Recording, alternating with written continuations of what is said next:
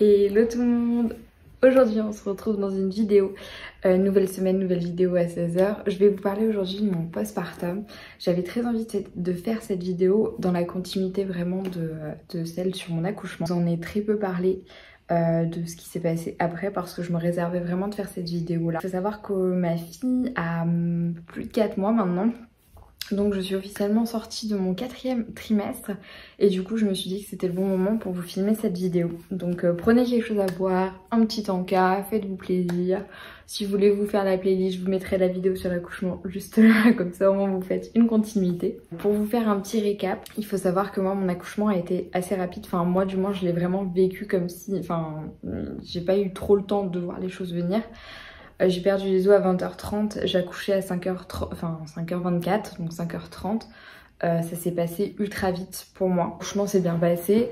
Vu que, pour moi, c'est comme ça que j'analyse, vu que le travail a été quand même relativement rapide et que j'ai poussé grosso modo 3 fois pour que ma fille sorte. J'ai eu une belle déchirure. Faut savoir que le gynéco qui s'est occupé de moi, l'obstétricien qui s'est occupé de moi était juste un amour et a vraiment, enfin, je me suis sentie vraiment épaulée à donf par cette équipe médicale. J'ai en aucun cas en fait, je me suis sentie agressée ou voilà, qu'on me demande pas, etc. On m'a toujours demandé mon avis, s'ils avaient le droit de faire ce qu'ils allaient faire. Enfin, et l'obstétricien qui m'a recousu parce que bon bah quand vous déchirez forcément vous avez des points, l'a fait très bien. Enfin toutes les personnes qui ont regardé après pour vérifier que ça cicatrisait bien ont dit qu'on n'aurait même pas dit que j'avais déchiré tellement ça cicatrisait bien et que ça avait bien été recousu. Enfin bref. Donc il y a eu d'abord ça au niveau de la déchirure. Après sinon bah écoutez au niveau de l'accouchement pur et dur rien de fou. J'ai eu la péridurale et juste après on m'a demandé de me lever pour aller aux toilettes, donc c'était quand même peut-être 2-3 heures après.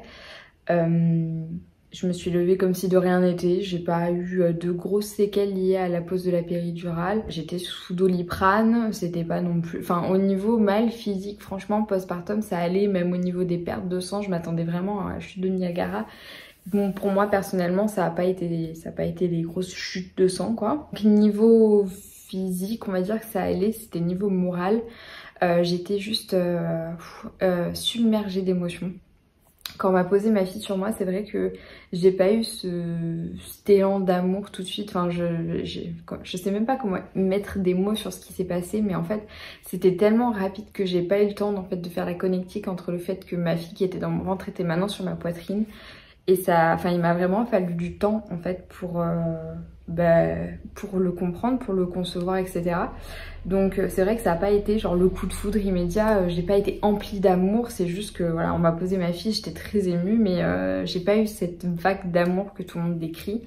C'est vrai que moi j'étais vraiment choquée. J'étais encore, je pense, j'étais encore dans mon monde. Dans ma bulle et du coup c'était un peu plus compliqué. C'est vrai que moi quand on m'a posé ma fille c'était pas genre l'évidence tout de suite, ça l'a été après mais pas tout de suite. Donc c'est vrai que sur le coup je me suis dit je me suis pris un premier coup psychologiquement en me disant mais ok bon ça va, enfin je me disais ça va arriver mais là pour l'instant c'est pas en train d'arriver. On nous remonte en chambre, on arrive dans la chambre de la maternité. Il faut savoir qu'avec le Covid, le papa ne pouvait pas rester avec moi, c'était les consignes de l'hôpital. Il pouvait rester que pendant les heures de visite, mais il ne pouvait pas rester la nuit. Donc il pouvait rester de 9 h à 21 h, presque 12 h, donc c'était cool, hein, c'est génial. Mais c'est vrai que moi perso, Alexis m'a vraiment manqué pendant les nuits parce que c'est là où j'en avais le plus besoin. Donc voilà, on nous remonte en chambre. La première nuit est très compliquée. Moi j'ai accouché à 5h30 du matin. Donc on a passé toute la journée ensemble avec Alexis, je me suis vite fait reposer, mais bon on est tellement dans l'adrénaline, en plus on contacte nos proches, etc. Donc c'est vrai qu'on se repose pas trop la première journée. Et la première nuit, j'étais fatiguée. Donc, je venais de vivre un accouchement, j'avais pas très bien dormi la semaine précédant l'accouchement, donc j'étais épuisée, enfin exténuée, tout ce que vous voulez. Et en fait, j'ai pas réussi à dormir parce qu'elle chouinait toute la nuit et c'est vrai que, enfin, elle pleurait, j'avais tout essayé. Vous êtes nouvellement maman, vous n'avez pas les réflexes que j'ai maintenant, par exemple, au bout de 4 mois. Puis vous avez toujours peur de mal faire. Moi, c'est vrai que j'ai cette peur. Aujourd'hui un petit peu moins, même si bon toujours un peu, mais au début j'avais une peur de mal faire mais folle. Donc c'est vrai que c'était super compliqué. Et la première fois où j'ai appelé, en fait, je crois qu'il devait être 2-3 heures du matin à ce moment-là, parce que je dormais toujours pas. Ma fille dormait pas non plus, elle pleurait, et puis je me disais, mais mon Dieu, mais c'est pas possible, enfin, qu'est-ce qui se passe en fait? Moi je me suis dit vraiment, il y a un truc médical qui va pas en fait. Et la première dame que j'ai appelée, qui devait être, je sais pas, une infirmière, un puéricultrice, bref, qui rentre dans la chambre et je lui explique, donc je lui dis bah ma fille fait que pleurer, je comprends pas, j'ai changé la couche, le biberon, elle était sur le pas de la porte, donc elle a même pas, enfin elle avait toujours la main sur la poignée de la porte. Elle m'a dit mais madame c'est normal, les bébés ça pleure, et elle a refermé la porte en fait. Genre elle a même pas cherché à comprendre, voilà, elle a refermé la porte. Bon. Donc ça c'était la première nuit, donc comment vous dire que quand mon mari est arrivé à 9 h, bah, c'est là où j'ai dormi parce que du coup bah, je lui ai donné le relais en fait tout simplement. C'était compliqué, en fait à partir du moment où j'ai accouché, j'avais vraiment ce besoin, cette envie de rentrer. Vraiment un besoin viscéral de rentrer à la maison. J'avais qu'une envie, c'était de retrouver mon chez moi, mon lit, ma douche, enfin bref. Donc ce n'était pas le cas. La deuxième nuit a été encore pire, c'était la nuit de Java, donc moi je vous dis physiquement ça allait, genre j'étais au Doliprane, je pouvais m'asseoir, je pouvais marcher, enfin mis à part le ventre qui était tout mou, tout bizarre et tout, enfin moi il y a pas eu de souci, enfin je veux dire j'ai fait pipi directement, j'ai été à la selle le lendemain, enfin vraiment genre physiquement ça allait, genre niveau douleur etc ça allait. Mais c'est tout ce qui était psychologiquement, ça a été très compliqué. Donc la deuxième nuit, elle m'a fait la nuit de Java, donc ça on n'en parle jamais, genre on t'en parle pas, on te dit pas attention, la deuxième ou la troisième nuit ça peut être compliqué. Ben je me suis pris un mur, en fait ma fille a fait que pleurer de 23 h à 5 h du matin. Et là franchement j'ai été épaulée par une équipe de ouf, vraiment genre... il y a une autre puéricultrice qui est venue et 2 sages-femmes parce que du coup j'ai fait qu'appeler pratiquement toute la nuit. Et l'équipe était juste géniale quoi, enfin la première puéricultrice qui est venue elle est restée avec moi dans la chambre presque 10 minutes, donc à prendre Ambre dans les bras, essayer de la calmer, voir si en lui donnant du bibi ça allait mieux etc, enfin vraiment elle a essayé de comprendre, de chercher, et à un moment donné elle m'a regardée, elle m'a dit écoutez là mis à part attendre que le jour se lève, c'est la nuit de Java, va falloir prendre son mal en patience, donc voilà. Et j'ai rappelé une deuxième fois dans la nuit, je pense qu'il devait être peut-être 1 h du matin à ce moment-là, j'ai appelé pour qu'on la mette à la nurserie parce que j'étais crevée quoi, genre j'avais envie de dormir. Et on me l'a proposé mais finalement j'ai pas pu en fait, j'ai pas pu me séparer de ma fille, donc la sage-femme est restée dans la chambre pendant 15 minutes avec moi, le temps de discuter etc, parce que j'avais aussi besoin de parler. Donc voilà, j'ai pratiquement pas dormi, Alexis est revenu donc à 9 h le lendemain. Enfin bref, s'ensuit donc toutes ces nuits là, au bout de cette nuit de Java, le lendemain, je demande une sortie anticipée parce que je me dis si je me retape une nuit comme ça toute seule, je pense que heureusement que les vitres étaient verrouillées parce que sinon j'allais sauter très sincèrement de la fenêtre parce que j'étais au bout du rouleau. C'est très prenant d'entendre un bébé pleurer, surtout quand vous avez la fatigue qui s'accumule, que vous avez personne à qui donner le relais, c'est infâme, infâme, vraiment je le souhaite à personne. Et du coup je demande une sortie anticipée. J'avais vu avec ma sage-femme en amont, ma sage-femme libérale, pour qu'elle me fasse les soins à la sortie de l'hôpital etc, qu'on prenne rendez-vous, et elle m'avait dit oui il n'y a pas de souci, si tout va bien, si vous allez bien, que le bébé prend bien du poids et tout, il n'y a pas de souci. Et en fait on m'a refusé cette sortie parce que suite à la nuit de Java que je venais de passer, on estimait que je n'étais pas prête à rentrer à la maison, alors que moi en fait je demandais juste un peu d'aide de la part de mon mari en fait, parce que à l'hôpital public, même en clinique, je pense que ça doit être à peu près pareil. J'imagine que je suis pas la seule femme dans un service et que voilà, j'ai pas une sage-femme qui peut passer la nuit avec moi à essuyer mes pleurs et à me dire mais ça va aller, repose-toi, enfin voilà, ce que mon mari a fait quand on est rentré à la maison, parce que j'y reviendrai après. Mais enfin voilà, pour moi les nuits ont été mais une horreur. Là ça m'a mis un vrai coup au moral parce que j'étais prête à rentrer en fait, vraiment. J'ai tellement passé une nuit de merde et ça a été tellement compliqué que j'avais qu'une envie, c'était de rentrer en fait, juste de retrouver mon chez moi. Je suis très casanière, donc c'est vrai que j'attendais qu'une chose, c'est retrouver ma maison quoi. Donc bref, troisième nuit très compliquée aussi, moins que la deuxième, parce que je pense qu'on peut pas passer pire nuit que celle que j'ai passée la deuxième nuit à l'hôpital. Mais compliqué quand même aussi, mais je me dis écoute c'est la dernière, après tu rentres, et voilà. Donc j'ai passé pratiquement 4 jours en tout à l'hôpital, puisqu'on est sorti de l'hôpital Samedi, j'ai accouché mercredi et on est parti samedi après-midi parce que du coup on nous avait dit si les sorties seront en fin de matinée, on est sorti, il devait être 16 h je crois, donc bref. Voilà. La maternité ça a été très compliqué. J'aurais aimé en fait avoir mon mari au moins une nuit, genre la nuit de Java, j'aurais aimé vraiment l'avoir avec moi. Je pense que si c'était à refaire pour le deuxième bébé, je pense que voilà, il sera là pour la deuxième nuit. Et j'aimerais profiter aussi un peu plus de ces jours à la maternité. C'est vrai que là, j'ai pas l'impression d'en avoir profité parce que j'avais qu'une hâte en fait, c'était de rentrer. Donc c'est un peu dommage, j'en garde un petit peu un souvenir mitigé. J'ai eu un accouchement parfait, mais c'est vrai que la maternité, c'était un peu moins parfait. Donc vient le moment où on rentre à la maison et on s'est retrouvés comme des cons dans notre maison avec notre bébé. Et en fait, genre vraiment, ça a été... J'avais déjà eu un premier choc des nuits que j'avais passées, donc ça m'a développé des angoisses, dans le sens où dès que le soleil se couchait, j'angoissais à fond. Genre vraiment, c'était une angoisse, j'en pleurais, je dormais pendant 3 jours quand on est rentré à la maison. C'est Alexis qui a pris toute la suite des nuits, qui s'est occupé d'elle, parce qu'en fait, j'ai fait un blocage. La nuit, j'étais mais angoissée, je faisais des crises de panique en fait. Voilà, donc c'était très compliqué. Il m'a fallu presque 1 mois pour surmonter ces angoisses de la nuit. Quand Alexis m'a montré que voilà, ça, c'était pas que lié à la nuit, que maintenant on était deux, que si jamais vraiment je sentais que ça n'allait pas et que voilà, psychologiquement c'était pas ça, bah qu'il était là et que je pouvais me reposer sur lui. Donc l'un dans l'autre, tant mieux. Mais c'est vrai que non, ça a été très compliqué. Je pense que j'ai fait un bon baby blues, pour être honnête. Sur le coup, je le pensais pas trop. Je me dis, bon, j'ai un petit coup de déprime, j'ai un petit coup de je suis pas bien, genre... Non, mais là, en y revenant dessus, je suis presque sûre à 1000% que j'ai fait un baby blues. Parce que, encore une fois, physiquement, franchement, ça allait. Mais moralement, c'était compliqué. Genre, puis pendant 9 mois, vous idéalisez votre bébé. Et puis quand elle sort ou quand il sort, c'est vrai que...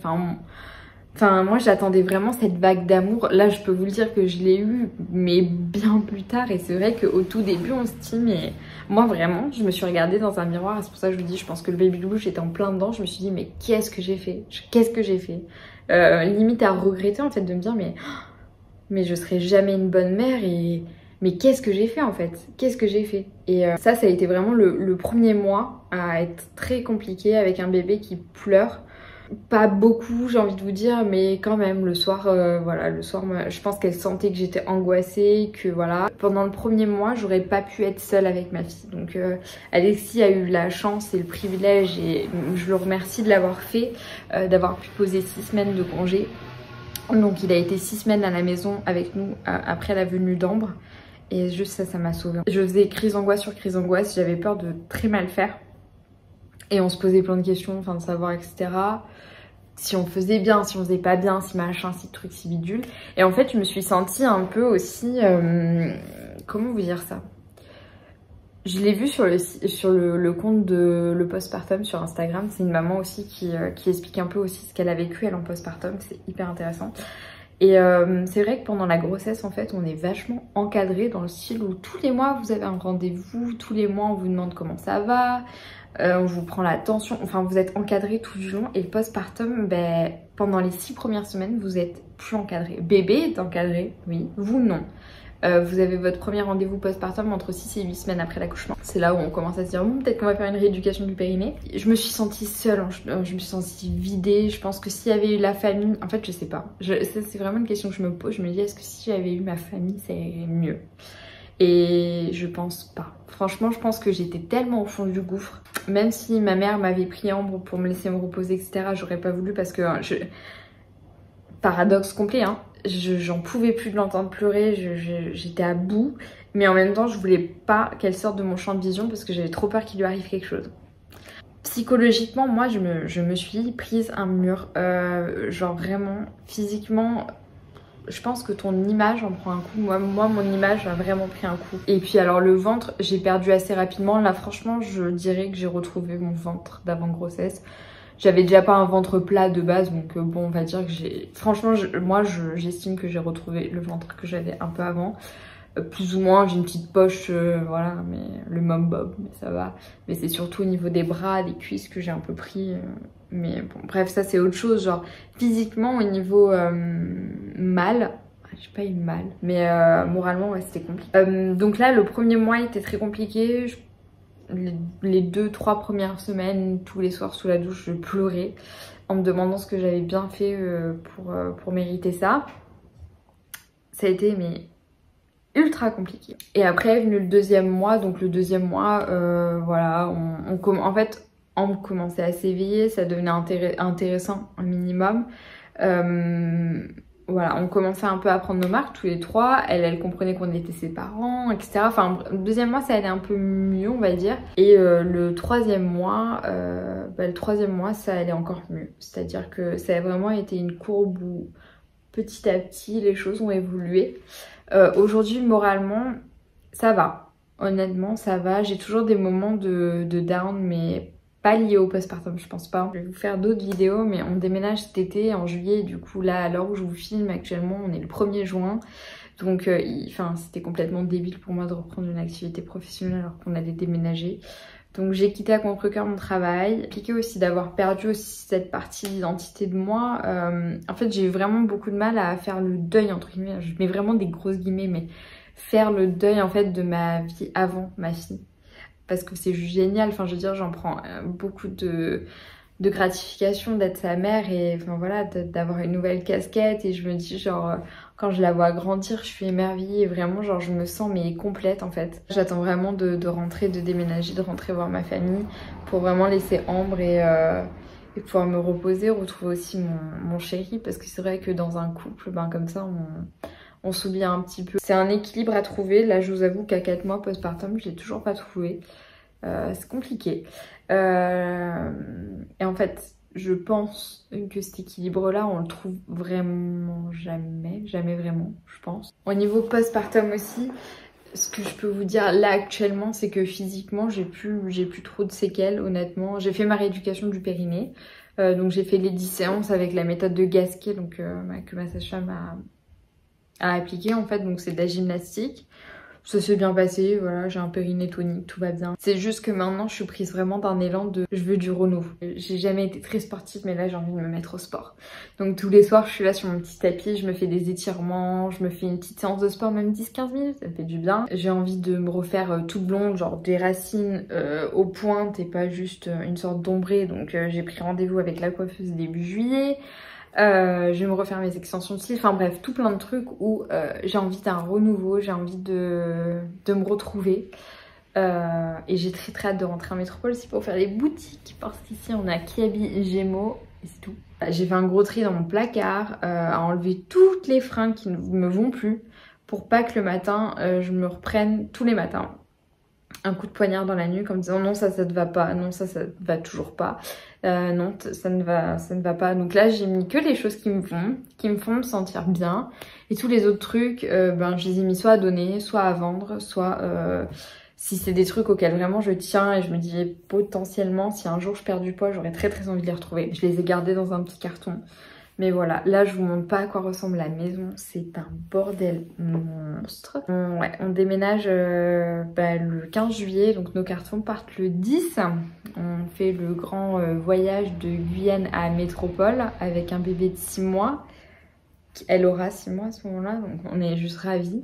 J'appréhende aussi beaucoup de voyages, mais bon, voilà. Si ça vous intéresse des vidéos sur le déménagement, n'hésitez pas à me le dire en commentaire, ça me fait toujours plaisir de vous lire en fait, même si c'est juste pour me donner vos ressentis par rapport aux vidéos.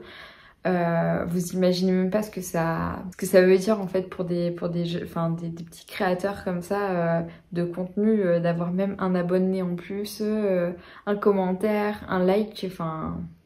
Ça veut tout dire en fait, c'est très important pour moi en tout cas, genre vraiment ça me touche énormément d'avoir vos retours. C'est juste génial, ça me permet aussi de me sentir un peu moins seule. Et voilà, donc j'espère que cette vidéo vous aura plu, comme si jamais c'est le cas, n'hésitez pas à mettre un petit like, ça fait toujours plaisir. À vous abonner. Je vous ai mis aussi en barre d'infos ma page Instagram. J'essaye de m'y mettre un petit peu. C'est vrai que pour l'instant j'ai un peu de mal à mettre sur Instagram. C'est pas une sorte de contenu que j'ai l'habitude de maîtriser. Et puis c'est tout pour cette semaine. Je vous retrouve la semaine prochaine, vendredi à 16 h. Je vous fais des bisous et je vous dis à bientôt. Ciao ciao.